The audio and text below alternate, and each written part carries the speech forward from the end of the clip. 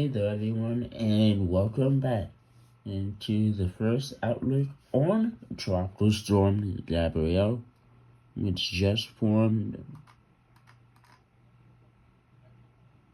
2 hours ago, 3 hours ago.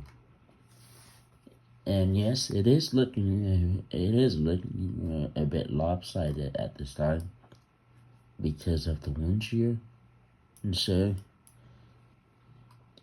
keep in mind, even Bermuda might be affected by this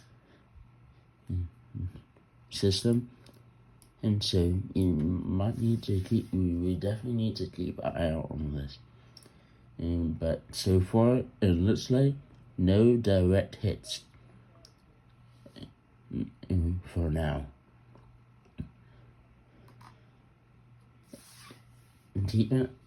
Keep watching and stay safe. Closest point approach is also unknown, so stay safe, everyone.